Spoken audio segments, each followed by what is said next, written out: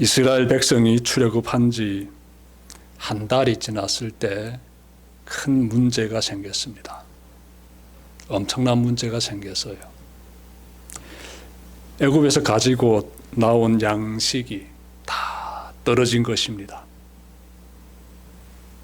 이것은 하루 이틀 참는다고 해결되는 문제가 아닙니다. 황량한 광야에서 먹을 것이 없다는 것은 죽음을 의미하므로 이것은 매우 심각한 문제입니다. 몇십 명이라든지 아니면 몇백 명이라든지 이 정도의 사람들이 양식이 떨어져서 어려움 가운데 처했다라면은 그나마도 그 어떤 희망을 찾을 수 있을 텐데, 그 어떤 출로를 찾을 수 있을 텐데, 남녀노소 모두 약 200만 명 정도 되는 이 많은 사람들이 양식이 없어서, 당장 먹을 것이 없어서 위기에 처했다는 것은요, 매우 심각합니다. 곧 닥칠 아사 사태를 예고하기 때문이에요. 벌써 어린 아이들은 배고파 울기 시작하고 어른들은 허기진 배를 끌어안고 휘청거리기 시작합니다. 이렇게 되자 그들은 애굽에서의 삶을 떠올립니다. 노예일지언정 고기와 떡을 배불리 먹었던 애굽에서의 삶을 그들이 떠올리면서 그때가 지금보다 나았다라고 생각합니다. 이 사람들은 애굽에서 나온 것을 후회하면서 모세와 아론에게 또다시 원망을 쏟아냅니다. 3절 보십시오. 3절 말씀 제가 받드리겠습니다. 이스라엘 자손이 그들에게 이르되 우리가 애굽 땅에서 고기 가마 곁에 앉아 있던 때와 떡을 배불리 먹던 때에 여호와의 손에 죽었더라면 좋았을 것을 너희가 이 광야로 우리를 인도해 내어 이 온 회중이 줄여 죽게 하는도다. 여러분, 이스라엘 민족이 모세와 아론에게 찾아와서 한 말인데 내용을 보니까 어떻습니까? 지금 굶어 죽게 되었다라면서 애굽에서의 그 삶을 지금 다시 끄집어내 가지고 그때 그곳에서 배불리 먹다가 죽었으면 좋았을 것을이라고 말하고 있습니다. 우리 한번 생각해 봅시다. 만약 강제 노동에 시달리지만 떡과 고기를 배불리 먹다가 죽는 것과 자유로운 몸이지만 양식이 없어서 굶어 죽는 것 중에서 하나를 선택하라면 어느 쪽을 선택하겠습니까?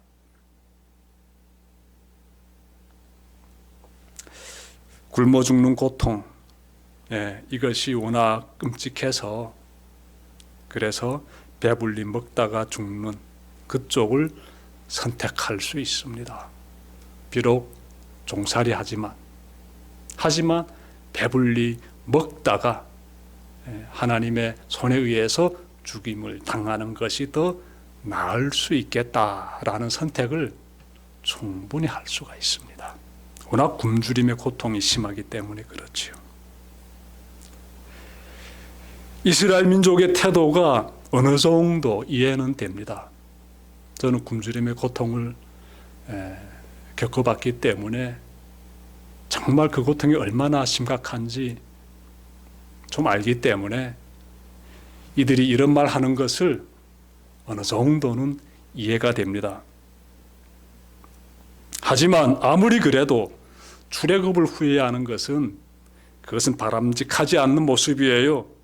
왜냐하면 그것은 하나님의 능력에 대한 불신이기 때문에 그렇습니다.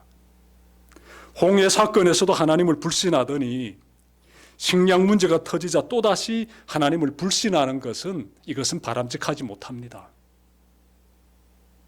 하나님을 향한 그들의 믿음이 매우 초라해 보입니다. 이들의 모습에서 믿음과 기적의 관계를 생각해 보게 됩니다. 믿음과 기적의 관계. 하나님의 놀라운 기적을 경험했을지라도 그것이 믿음을 강하게 다져 주지는 않는다라는 것이에요. 이스라엘 민족은 엄청난 기적들을 목격했음에도 불구하고 생명의 위협이 닥칠 때마다 믿음을 버리고 있습니다. 불신자로 돌변하곤 합니다. 여기서 우리가 질문을 가지게 되지요. 하나님께서 생존의 위기가 닥칠 때마다 믿음을 버리는 저 이스라엘 민족을 어떻게 대하셨을까요? 그들에게 진노를 내리셨을까요? 어떤 생각이 듭니까, 여러분들? 여러분, 하나님은요, 하나님을 불신하는 저들에게 진노를 내리지 않으십니다. 그 상황이 있다는 것이지요. 상황에 따라서 하나님의 진노가 내릴 수도 있고 내리지 않을 수도 있습니다. 여기에 대해서 살펴봐야 돼요. 오늘 말씀에서 우리가 발견할 수 있는 것은 생존과 직결된 그러한 위기일 때에는 그 위기로 인하여서 하나님에 대한 믿음을 버렸을 때 하나님께서 진노를 내리지 않으십니다. 잘 좀 우리가 살펴봐야 되겠어요. 생존의 위험 때문에 믿음을 버렸다면 하나님께서 진노를 내리지 않으신다는 것이에요. 이스라엘 민족이 홍해 바닷가에서 생존의 위협을 느끼자 그들은 하나님께 뜨거운 믿음을 표시했습니까? 아니면 불신자의 모습을 보여줬습니까? 불신자의 모습을 보여줬지요. 불신자의 모습을, 하나님을 의지하기보다는 애굽에서의 삶을 다시 한번 떠올리면서 거기서 살았으면 더 좋았을 것을 이라고 말했지요. 여러분, 이스라엘 민족이 홍해를 건넌 다음에 3일이 지나도록 마실 물을 찾지 못합니다. 여러분, 물을 마시지 못하게 되면 얼마나 고통스럽습니까? 물을 마시지 못하게 되면 사람이 죽을 수 있습니다. 아니, 물을 마시지 못하면 사람이 죽게 되지요. 이 생사의 기로에 놓이게 됩니다. 여러분, 그때 그들이 모세를 원망합니다. 모세에게 찾아와서 모세를 원망한다는 것은 그것은 하나님을 원망한다는 것이에요. 오늘 본문 16장 8절 하반부에서 이 부분이 나와요. 너희들이 모세를 원망하는 것은 하나님을 원망하는 것이다 라고 명확하게 기록이 되어 있습니다. 이스라엘 민족이 마실 물이 없자 모세에게 찾아와서 원망했다. 여러분, 그때 하나님께서 진노하지 않으셨습니다. 그 문제를 해결해 주셨어요. 그들이 홍해 바닷가에서 애굽 군대가 뒤에서 추격하고 있을 때 그 홍해 바닷가에서 믿음을 버리고 원망하는 자의 모습을 보여줬을 때 하나님께서 그들에게 진노를 내리신 것이 아니라 홍해를 가르시고 그들을 구원해 주셨지요. 마실 물이 없어가지고 또 원망하자 하나님께서 그들에게 진노를 내리시는 것이 아니라 그들이 마실 수 있는 물을 만들어 주십니다. 마라의 쓴물 사건이라고 우리가 찾아보게 되는데 출애굽기 15장 26절 보게 되면은 하나님께서 그들이 마실 수 있는 물, 쓴 물이 아니라 마실 수 없는 썩은 물인 것이 아니라 마실 수 있는 물로 바꿔주시는 그 놀라운 장면을 발견하게 됩니다.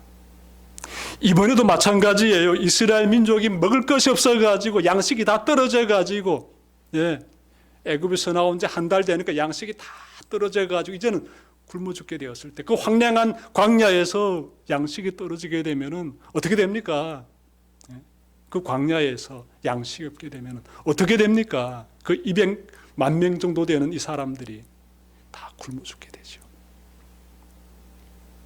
그래서 그 정말 아사 직전에 정말 이스라엘 민족이 굶주림의 그 고통 가운데 있을 때 하나님께서는 그들이 믿음을 버리고 또 원망할 때 그들에게 진노를 내리지 않으시고 양식을 내려주십니다. 어려움의 문제를 풀어주십니다. 그 부분에 대해서 오늘 말씀해 주고 있어요. 하늘의 만나를 내려주시지요. 한마디도 그들을 책망하지 않으십니다. 어느 분이? 하나님이 그런 분이세요. 하나님은 생사가 달린 문제 앞에서 이스라엘 민족이 하나님을 불신했다면 진노를 내리지 않으시고 문제를 해결해 주셨습니다. 그만큼 하나님은 생사의 길에서 우리의 믿음이 얼마나 쉽게 무너지는지를 너무나 잘 알고 계십니다. 우리 믿음이 얼마나 연약한지 잘 알고 계시죠. 그러면 이런 질문 또 가질 수 있습니다. 하나님 어차피 양식의 문제를 해결해 주실 것이면, 아니 그러면 그들이 기아의 고통을 겪기 전에 해결해 주면 얼마나 좋겠습니까? 즉 이스라엘 민족의 믿음을 버리기 전에 이 양식의 문제를 미리 해결해 주시면 얼마나 좋겠습니까? 왜 굶주림의 고통 속에서 믿음을 버리자 그때 비로소 하늘의 양식인 그 만나를 내려주십니까 하나님? 이런 질문 가질 수 있어요. 또 가져야 되고요. 그 답을 신명기 8장 3절에서 찾아보게 됩니다. 제가 말씀 찾아 읽겠습니다. 신명기 8장 3절. 너를 낮추시며 너를 줄이게 하시며 또 너도 알지 못하며 내 조상들도 알지 못하던 만나를, 만나는 하나님이 하늘에서 내려주신 그 양식을 가리키지요. 만나를 먹이신 것은 사람이 떡으로만 사는 것이 아니요 하나님의 입에서 나오는 모든 말씀으로 사는 줄을 내가 알게 하려 하심이라. 여러분, 하나님께서 이스라엘 민족에게 굶주림의 고통을 허락하신 그 이유는 믿음의 사람으로 키우기 위해서예요. 굳센 믿음을 가진 사람으로 키워가기 위해서 하나님께서 그 고통을, 굶주림의 그 고통을 허락하신 것이에요. 생사의 갈림길에서 쉽게 믿음을 버리는 자신의 상태를 직면하기 위해서 하나님 그 고난을 허락하신 것이에요. 여러분, 그러한 과정을 통해서 믿음이 성장하게 됩니다. 고난이라는 그 과정을 통해서, 결핍이라는 그 과정을 통해서, 그 시련을 통해서 내 믿음의 상태가 얼마나 연약한지, 얼마나 보잘것없는지를 돌아보게 되고 정말 초라한 자신의 그 상황을 직시하면서 믿음이 자라게 된다는 것이에요. 하나님의 도우심을 경험하게 되는 것이고요. 하나님을 더 의지해야 되겠다는 그 마음의 결단도 가지게 되는 것이에요. 하나님은 우리를 믿음의 사람으로 성장시키기 위해서 이러한 생사의 고통을 허락하셨다. 이 사실을 잘 마음에 새깁시다. 우리의 삶에서도 여러 고통이 찾아올 수 있습니다. 경제적인 고통이라든지, 건강의 고통이라든지, 아니면 그 어떤 관계로 인한 고통이라든지 등 여러 고통들이 닥쳐올 수 있지요. 그때마다 생각합시다. 이 고통 내가 잘 기억해야 되겠다. 이 고통이 나를 더욱 하나님을 의지하는 사람으로 성장시키려는 하나님의 뜻일 수 있겠다. 우리가 늘 기억해야 되겠습니다.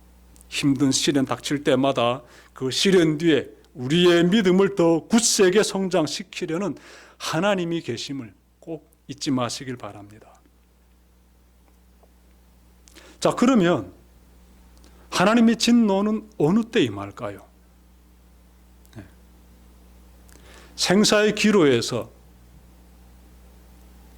그 정말 최악과 같은 그러한 고통의 시간, 그때 불신자의 모습 보이면서 하나님을 원망한다면은 그때 하나님께서 진노가 아닌 정말 그 자비와 긍휼로 덮어주시면서 이스라엘 민족을 구원해 주셨잖아요. 그러면 하나님의 진노는 어느 때 임하는가 하는 거예요. 하나님의 진노 반드시 임합니다. 그때가 어느 때인가 하는 것이에요. 우리 인간들이 생사기로의 위급한 문제가 아닌 다른 문제, 탐심의 문제에 빠졌을 때, 우상 숭배의 문제에 빠졌을 때, 이런 때에는 반드시 하나님의 진노가 임합니다. 그 대표적인 예가 사실 출애굽기 16장에서 잠깐 나오고요. 그리고 민수기 11장 33절부터 34절 여기에서도 이렇게 다시 한번 잘 언급되고 있습니다. 민수기 11장 4절부터 쫙 내려오는 그러한 말씀의 내용들 보게 되면은 이 정말 탐심으로 인해서 하나님의 진노가 어떻게 임하는지를 한 가지 예를 들어서 알려주고 있습니다. 메추라기 사건이라고 말할 수 있어요. 이스라엘 민족이 하나님께서 하늘에서부터 내려주신 그 만나를 1년 가까이 먹게 됩니다. 자, 그런데 그들이 그 만나에 늘 감사하면서 사는 것이 아니라 또다시 원망, 불평, 불신의 모습을 꺼내놓기 시작해요. 보여주기 시작합니다. 그들은 이렇게 말하지요. 우리에게 만나 외에는 다른 것이 없다. 누가 우리에게 고기를 주랴. 그러면서 애굽에서의 삶을 또다시 그리워합니다. 누가? 이스라엘 민족이. 하나님은요, 그들의 요구를 들어주십니다. 그래서 한 달 동안 이 메추라기 고기를 배불리 먹게 하십니다. 하나님의 기적이 임해요. 바다에서 바람이 불어가지고 메추라기가 이스라엘 진영으로 날아와가지고 다 떨어져 죽게 합니다. 하나님께서 그렇게 일하시는 거예요. 여러분, 그런데 말씀 보니까 이런 내용이 나옵니다. 그들이 메추라기 고기를 입에 넣었을 때, 아직 씹어가지고 목구멍으로 내려가지 않았던 바로 그 시점, 입에 들어왔을 때 하나님께서 진노를 내리십니다. 그래서 일부 이스라엘 민족이 죽임당해요. 몇 명이 죽임당했느냐 나도 모릅니다. 많이 죽임당했느냐 나도 모릅니다. 분명한 것은 하나님의 진노가 임해가지고 사람들이 죽임당했다라는 것이에요. 그래서 그 지역의 이름을 그들이 어떻게 짓게 되는가 하면 기브롯 핫다아와라고 짓게 됩니다. 기브롯 핫다아와. 여러분, 이것이 무슨 말인가 하면 기브롯 핫다아와가 이것이 가지고 있는 의미가 탐욕의 무덤이다라는 거예요. 탐욕의 무덤. 그러니 탐심을 부렸던 사람들이 죽임당했다라는 것이에요. 하나님의 진노가 임했다라는 것입니다. 이유는 무엇이겠습니까? 그들이 하나님께서 내려주신 그 하늘의 양식인 그 만나에 만족하지 않고 애굽에서의 삶을 그리워하며 고기를 찾았기 때문이에요. 다시 말해서 탐심을 부렸기 때문이에요. 그래서 하나님의 진노가 임했다라는 것이에요. 여러분, 하나님은 우리의 연약함을 너무나 잘 아십니다. 우리가 생사의 기로에 섰을 때에는 정말 그 생명이 위태로운 상황에 처했을 때에는 설령 믿음에서 떠났을지라도 하나님을 원망했을지라도 진노를 내리지 않으셨습니다. 오히려 직면한 문제를 풀어주셨습니다. 적으로부터 구원해 주시고 마실 물을 주시고 하늘의 양식을 주시면서 생사의 그 문제를 풀어주셨습니다. 그리고 연약한 자들이 저지른 그 불신앙의 죄를 지적하지도 않으셨습니다.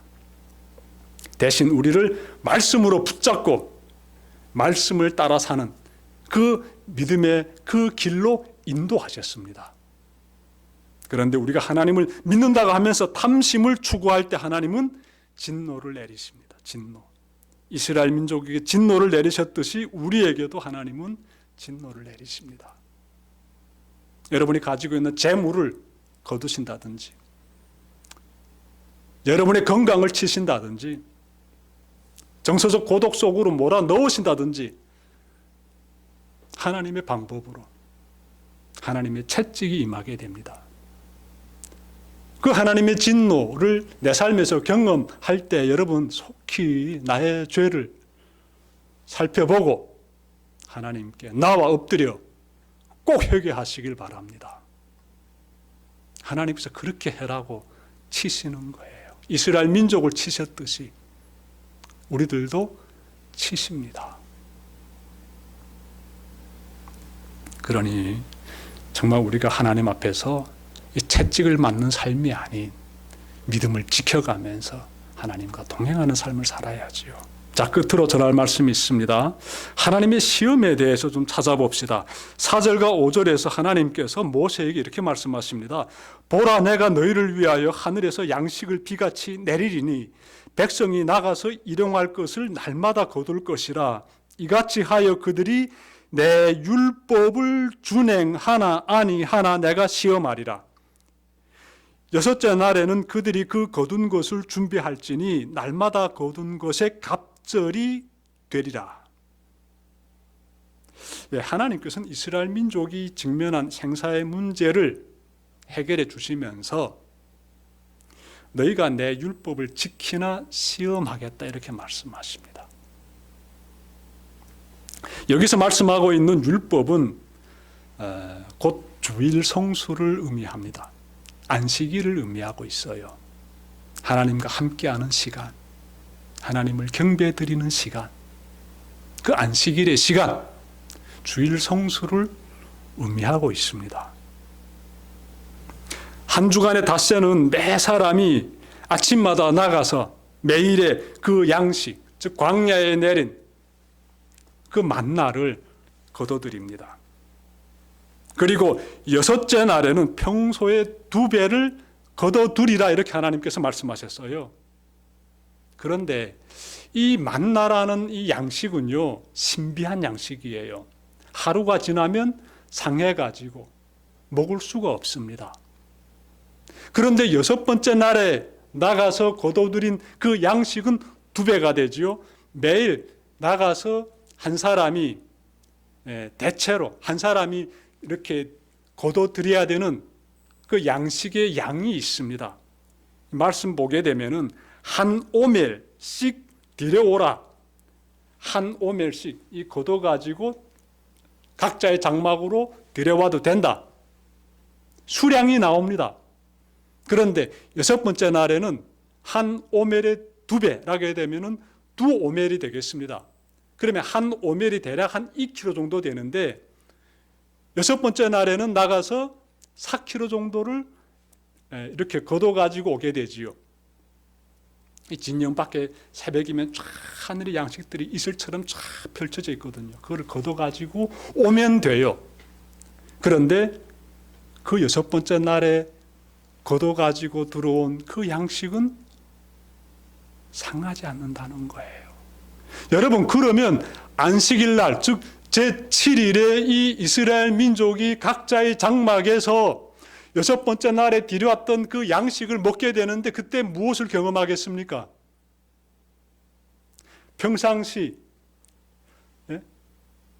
평상시에는 반드시 상했을 수밖에 없는 그 만나가 이 안식일에는 상하지 않고 싱싱한 그대로 있는 거예요. 하나님의 기적을 경험하는 거죠. 하나님이 지금 우리와 함께 하심을 경험하게 되지요. 얼마나 감사가 넘치겠습니까? 그 마음 가운데. 여러분, 그것이 바로 예배예요. 그것이 바로 안식일이고요. 하나님은 그렇게 우리에게 귀한 그 하루를 잘 지키라고 율법에 담아가지고 지금 요구하고 있습니다. 그러므로 안식일을 잘 지키는 것이 얼마나 중요합니까, 여러분? 예배가 이처럼 중요한 것이에요. 예배를 통해 무엇이 굳세지겠습니까? 믿음이 굳세지는 것이지요. 과거에 정말 그 어설펐던 믿음, 볼품 없었던 믿음, 그 과거에 정말 그 하나님 앞에서 불신의 모습을 드러냈던 그 연약한 모습들이 안식일을 지킴으로써 어떻게 됩니까? 굳센 믿음으로 변화되게 되는 것이지요. 과거에는 살아남기 위해서 하나님을 쉽게 불신했던 부끄러운 모습들이 안식일을 지키면서 사람이 떡으로만 사는 것이 아니라 하나님의 말씀으로 산다는 그 믿음의 사람으로서 성화되어 가는 것입니다. 우리 대성교회 성도님들의 삶이 꼭 이와 같기를 바랍니다. 우리 삶이 어찌 보게 되면 어렵지요. 저마다의 어려움이 있습니다. 그때마다 이 어려움을 바라보면서, 과거에는 어려움 앞에서 주저앉으면서 불신자처럼 살았다면 이제는 그렇게 살지 맙시다. 아무리 어려울지라도 하나님께 나와 예배를 드리면서 어려운 가운데서도 지금까지 인도하시는 하나님께 감사드리면서 그렇게 하나님께 나와 정말 하나님과 더불어 함께하면서 감사하면서 하나님을 경배하는 자로 살아가는 여러분들 되기를 주님의 이름으로 축원합니다. 기도드립시다.